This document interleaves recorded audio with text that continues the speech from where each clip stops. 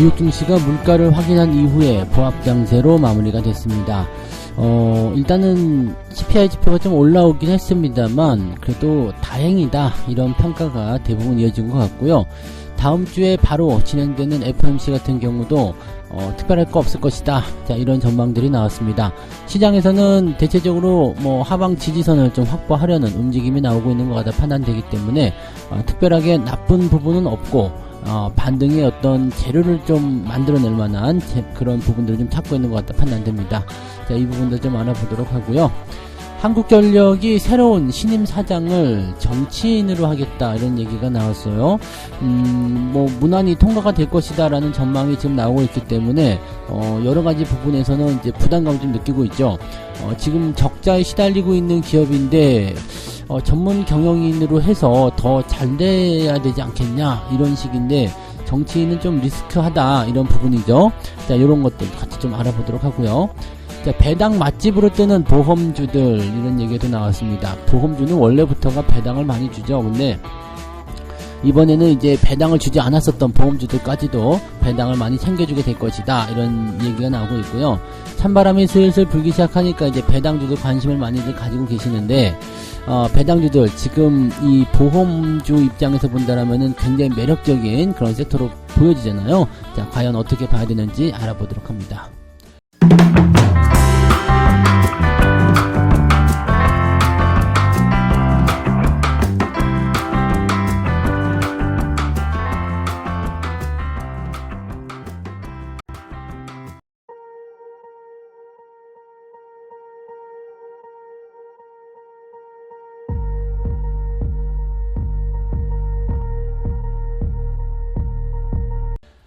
네, 반갑습니다. 오늘은 9월 14일이네요. 네, 목요일이고요.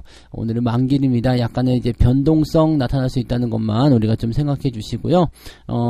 미국 시장이 다행히 나쁘지 않게 끝났기 때문에 시장에 큰 영향은 없을 것 같다 판단됩니다. 어제 시점에서 지지점을 좀 잡아주는 모습이 좀 있었기 때문에 반등도 좀 기대해 볼 수 있고요. 그 다음에 2차전지가 또 더 내린다라면 모르겠지만 2차전지도 많이 내려간 부분에서 지지점을 만들어 준다라면 시장이 전체적으로 좀 골고루 오늘은 하방 지지를 좀 만들지 않을까 이렇게 예상을 해볼 수는 있겠습니다. 자, 미국 증시 같은 경우는 다우지수가 마이너스 0.2%고요. 나스닥이 플러스 0.2% 진행됐습니다. 크게 부담감 없는 그런 모습이라고 보시면 될 것 같고요. 지금 상태에서는 그냥 아침 시점하고 큰 차이가 없어요. 특히 나스닥 같은 경우는 거의 비슷하게 끝났고요. 다우지수는 아침에 상승 출발했다가 오후에 하락 마감으로 하는 그런 모습이 좀 있었는데 막판에 조금 흔들렸었던 부분이 있었다 하더라도 변동성이 크지 않았기 때문에 부담감을 크게 가질 만한 내용은 아닌 것 같습니다. 그래서 별다른 내용은 없었다라고 보시면 될 것 같고요. 자, 재료를 빠르게 한번 살펴보면요. CPI 지표가 이제 가장 중요한 포지션이었죠. 지난해 같은 기간보다 3.7% 올랐답니다. 원래 예상치는 3.6 정도 오른다고 했었던가요? 네, 예상치 3.6이었는데 3.7 생각보다 좀 많이 올랐어요. 기름값이 좀 많이 뛰었기 때문이다라고 판단되는데, 자, 이런 CPI 상승 기조는 또 당분간 지속될 수도 있어요. 네, 그리고 이 CPI가 기름값 때문에 상승한 부분이 있었다라면 결과적으로 중장기적인 관점에서의 물가 상승도 나타날 수 있기 때문에 이건 좀 부담스럽다라고 볼 수가 있겠죠. 다만 이제 근원 CPI 같은 경우는 4.3% 정도로 됐습니다. 이것도 4.2% 예상했는데 4.3이 나왔죠. 전달의 4.7%보다는 크게 둔화되었다. 연준은 이제 물가에 대한 어떤 기준점을 잡고 그 다음에 금리를 인상하는 그런 통화정책을 결정할 때 이 근원 CPI를 확인합니다. 근원 CPI에서는 이제 음식, 식료품하고요. 그 다음에 에너지 부분이 제외되기 때문에 유가 상승분이 반영되지 않았죠. 그래서 근원 CPI 같은 경우는 4.3%. 자, 이렇게 된다면 잘하면 다음 달에는 또 이제 3%대 진입하는 거 아니냐 이렇게 얘기가 또 나올 수도 있거든요. 그러니까 그냥 CPI는 이제 됐다 모르겠고 근원 CPI로 보자 이렇게 시장이 자기가 보기 좋은 쪽으로 이제 시선을 맞추고 있다라고 보시면 될 것 같긴 합니다. 이 근원 CPI는 22개월 만에 가장 낮은 수준으로 시장 예상치에 거의 부합했기 때문에 연준은 이번에 특별한 어떤 제스처를 취하지 않을 것이다. 이런 식으로 전망이 되고 있죠. 이게 이번에 가장 중요한 이슈였고 지표였다 보시면 되겠습니다.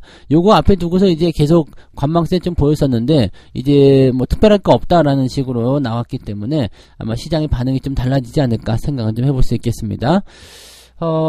지금, 시장 전문가라고 볼 수 있겠죠? 네. 이름 너무 길어서 안 할래요. 네. 빈센트가, 보고서를 통해서 뭐라고 하느냐, 좋은 소식이 전해지는 것을 방해하고, 인플레이션에 대한 행복한 게임을 이야기하기 어렵게 했다. 이게 뭔 소리인지를 모르겠는데, 왜 말들을 이렇게 하는지 모르겠어요. 네. 그냥, 네, 쉽게 좀 얘기했으면 좋겠어. 뭐, 이번 보고서는 좋은 소식이 전해지는 것을 방해했고, 그냥 나쁜 이야기였다라고 얘기하면 되잖아요. 그 다음에, 인플레이션에 대한 행복한 게임을 이야기하기 어렵게 했다. 그냥 인플레이션에 대해서 뭔가 부담을 주었다. 이렇게 얘기하면 되지. 이 말을 왜 꼬지? 네. 일상이 좀 꼬여있나? 아니, 빈센트라 그런가? 뭐야, 도대체. 네, 아무튼, 네, 그다지 좋은 소식은 아니었다라는 거죠. 하지만, 다음 FOMC의 결과는 문제가 없을 것이다. 연준이 금리를 동결할 것이다. 라고 얘기를 합니다. 연준이 금리를 동결한다는 것에 이제 주목을 해야 되는 부분이겠죠. 네, 일단, 근원 CPI라는 것을 가지고 한다라는 이야기를, 지난번에 얘기했었어요. 왜냐면, 지난번에 이 CPI 지표가 크게 내려갔는데도 불구하고, 근원 CPI가 4.7이었잖아요. 그러니까, 요것을 두고서 근원 CPI가 내려오지 않았고, 우리는 이걸 기준으로 하기 때문에, 금리를 뭐 더 낮추거나 금리 인상을 종결하거나 이렇게 하고 싶지 않다. 파월이 그렇게 분명히 얘기했거든요. 그러니까 이런 부분을 나타났기 때문에 이번에는 CPI 지표는 올라갔지만 근원 CPI는 내려갔잖아요. 그래서 말 바꾸면 안 되지. 네, 원래 자기가 하던 말이 있으니까 그죠. 그래서 연준 입장에서는 특별하게 어떤 신호나 제스처를 취하지 않을 것이다. 그다음에 시장 참가자들조차도 네, 뭐 뭔가 대단한 어떤 움직임이 나올 것 같지가 않다라는 식으로 얘기를 하고 있는 모습이에요. 그래서 금리는 일단 9월 달에는 동결할 것이다. 이번에 FOMC는 별 문제 없을 것이다. 자, 약간의 안도가 될 수 있는 그런 내용이라고 볼 수가 있겠죠. 그래서 지금 현재 시점에서는 약 97% 정도 금리 동결이 예상이 되고 있다. 더 올라간 것 같아요. 93% 정도였는데 97% 정도로 더 올라갔어요. 거의 100%라고 보시면 될 것 같아요. 자, 그 다음에 11월 달 같은 경우는 금리를 동결할 가능성이 59.8%. 이것도 조금 올라간 것 같아요. 네. 한 60% 정도가 금리 동결 가능성이 있다라고 되어 있고요. 인상을 할 가능성은 39%, 0.25%포인트. 그 다음에 0.5%포인트 인상할 가능성은 1%. 이건 뭐 말이 안 되는 거고요. 네. 그래서, 0.25를 인상할 가능성은 지금 39%. 왜 40이라고 안 썼지? 네. 40이나 30이나 그건데. 자, 아무튼, 네, 39%라고 되어 있습니다. 그러니까, 실질적으로는 이제 금리 동결의 가능성이 우세하다라고 볼 수 있고, 사람들은 이미 마음속으로, 네, 긴축은 끝났다 이렇게 얘기를 하고 있는 것 같다 판단이 좀 드네요.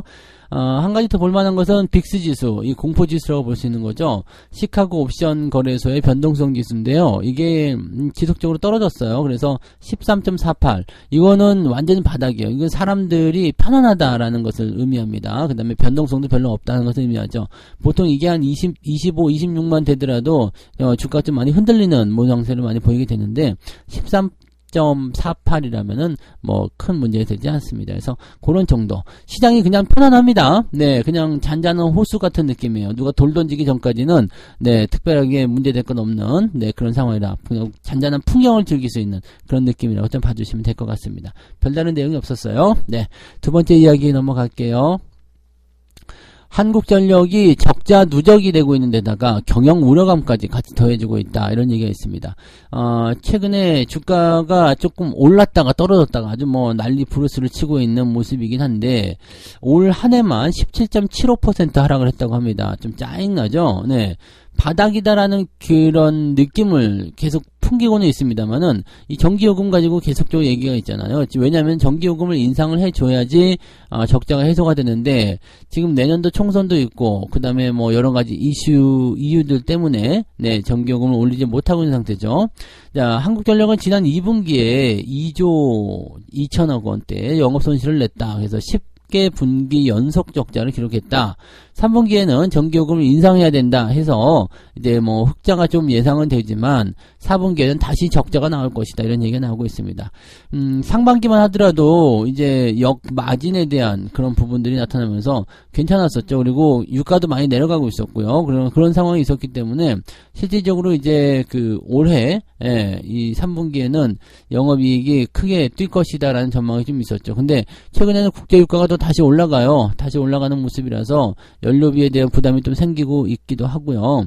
그 다음에 뭐 흑자가 나올 것이다라고 생각하는 3분기도 일단은 근데 얘는 너무 극단적 아니에요? 적자가 뭐 조단위였다가 갑자기 흑자가 조단위로 넘어갔다가 좀 신기해요. 근데 아무튼 네 그렇게 될 것이다라는 얘기가 있는데 뭐 3분기 실적 같은 부분도 전망치를 좀 많이 낮췄죠. 그래서 한국전력이 주가가 당분간 올라가기 좀 어려울 것 같은 그런 상황이고 이 적자 국면을 빨리 해소를 해줘야지만이 뭔가가 되지 않겠느냐라는 생각이 좀 갈 수가 있거든요. 그러니까 그런 부분이 있었는데 지금 사장이 없죠. 네, 한국전력 사장이 이제 지난번에 그만뒀는데 그만뒀을 때 그만두면서까지도 전기요금 인상해달라 계속적으로 얘기하면서 물러난 것으로 알고 있거든요. 근데 그래서 계속 공백 기간이었어요. 공석이었는데 이번에 신임 사장을 결정을 하는데 이 사람이 약간 이제 그 뭐라 할까요?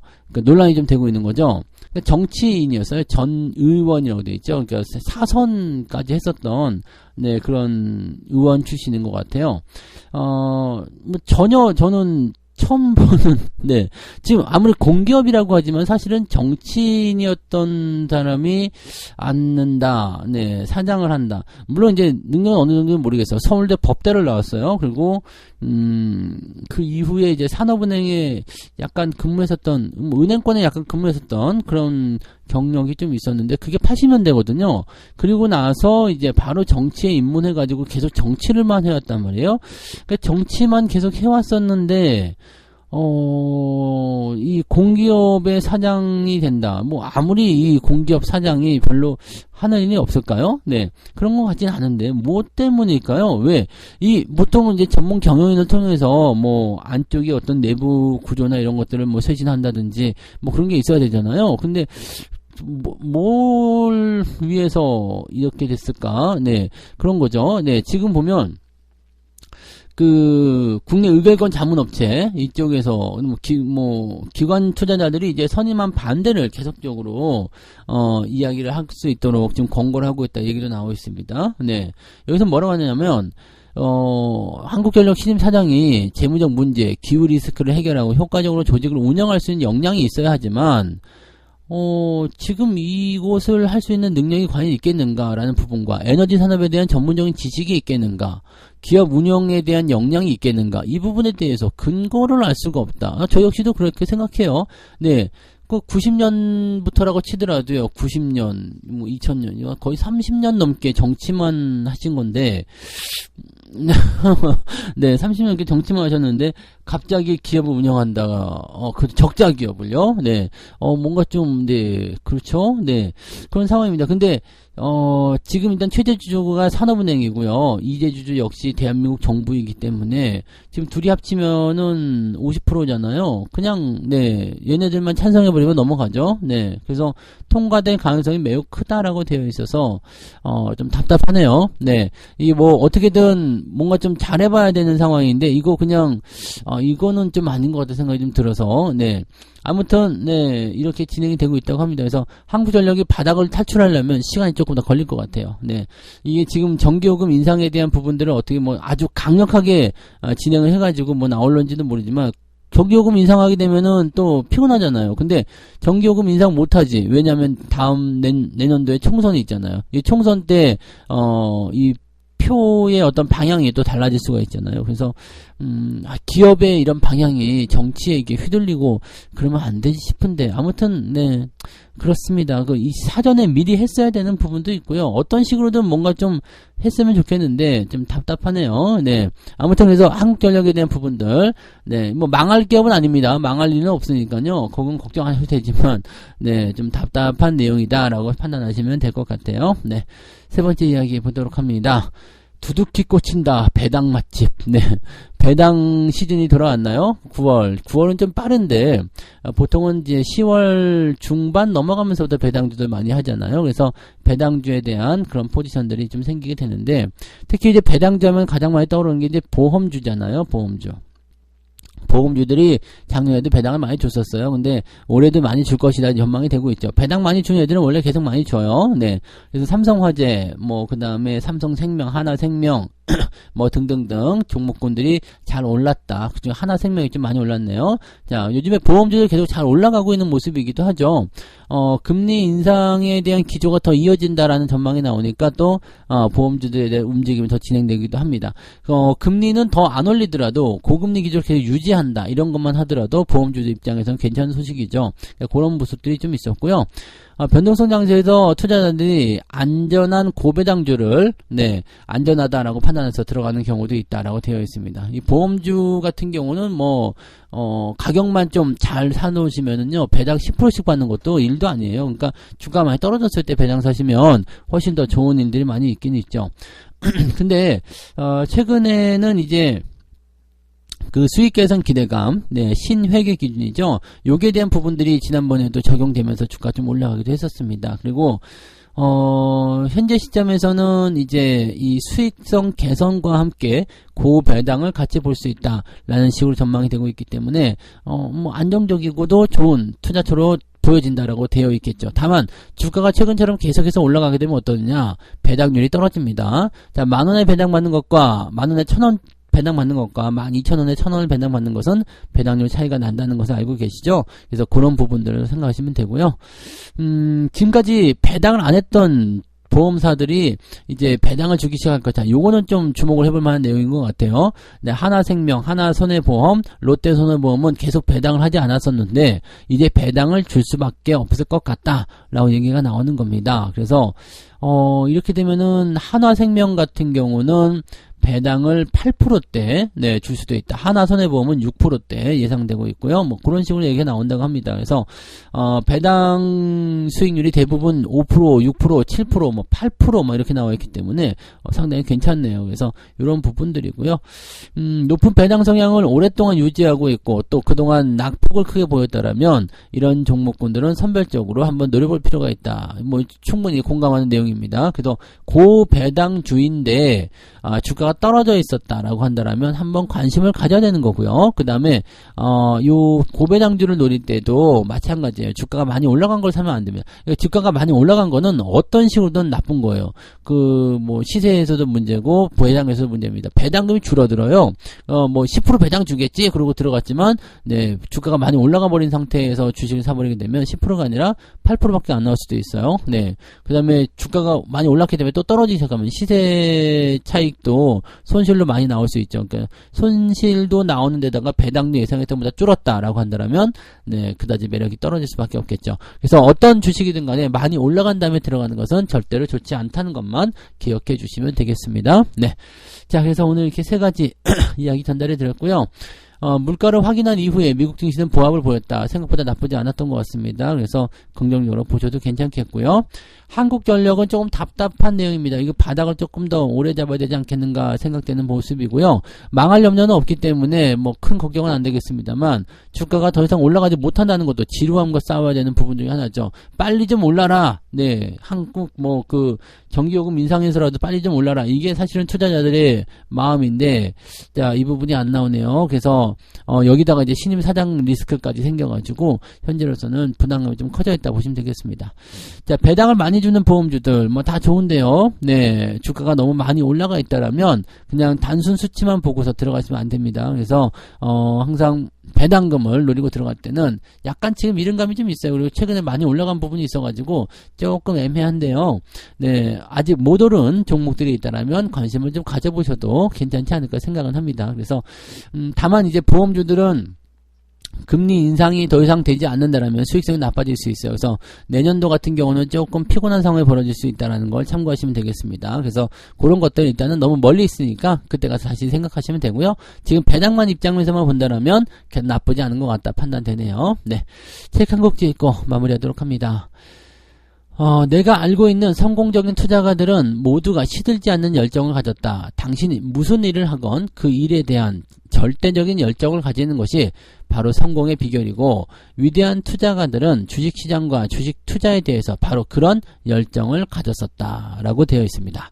네, 여러분들 열정이 있나요? 막 가슴이 타오르나요? 네, 주식하면서 그런 거 없죠. 요즘에 찬물 확 끼얹는 그런 느낌, 막 얼음 덩어리가 들어가 있는 거 같죠? 자, 그런 거 다 불태울 만한 열정이 있으셔야지 성공한다고 책에 쓰여 있잖아요. 자, 오늘도 열정을 가지고, 네, 불타오릅시다. 불타오르네. 네, 오늘도 좋은 하루 되시고요. 네, 만기이지만 특별하게 큰 변동은 없지 않을까 생각해보는, 그런 하루가 됐으면 좋겠습니다.